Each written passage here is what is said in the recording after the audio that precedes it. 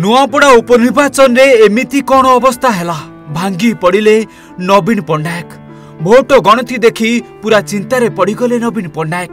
देह असुस्थता थाई मध्य बारंबार दौड़िथिले नुआपड़ा आ लोकंको बुझाइथिले कहिथिले भोट देबा पाई।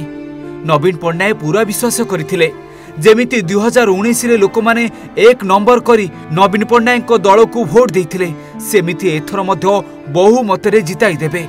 अधिक भोट मिलिबो। एथर मध्य बीजेडी एक नंबर रहिबो। किंतु देखु देखु बीजेडी पूरा तृतीय स्थान को चली आसिला। एही कथा को नवीन पट्टनायक केमिति विश्वास करि परिबे से भी जानि पारु नाहंती।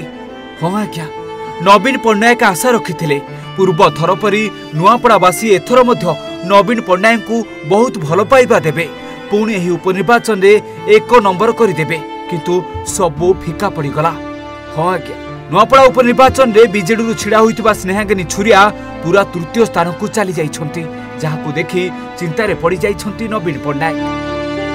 हां आज्ञा एठारे कहि रखिबाको चाहिबो गत निर्वाचन रे बा 2019 निर्वाचन रे राजेंद्र ढोलकिया बीजेडी छिड़ा होइथिले आ नवीन पट्टनायक सेतेबेले बहुत खुशी रे थिले कारण नुआपड़ावासी एक नंबर करी बीजेडी को सेठारे जिताइथिले। 61,822 भोट पाइथिला बीजेडी आ राजेंद्र ढोलकिया पुओ एबे बीजेपी रे सामिल होई बीजेपी रु निर्वाचन लड़िबा परे सबो भोट जेमिति राजेंद्र पुओ जय ढोलकिया को मिल जाइछि हेले बीजेडी पछरे पड़ी जाइछि। बीजेडी तृतीय स्थान को चली गला। एमिति कि एथर द्वितीय स्थान रे मध्य रही पाला नहीं। द्वितीय स्थान रे रहिछंती कांग्रेस रो घासीना माझी।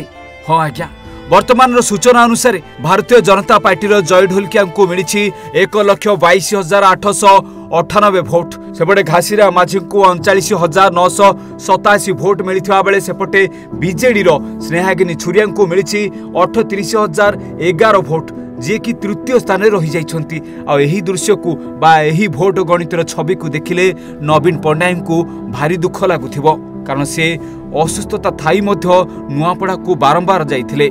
दुई थर नुआपड़ा को जाई लोकों को बुझाइथिले भोट देबा पाई। आ ओडिसार अनेक लोके एहा ही आशा करथिले जे नवीन पट्टनायक प्रति लोकंकर भल पाइबा अछि। एथर मध्य बीजेडी सेठारे एक नंबर होई जिवो किंतु पूरा तृतीय स्थान को चली जाइछि BJD. Bureau report Odisha Bhaskar.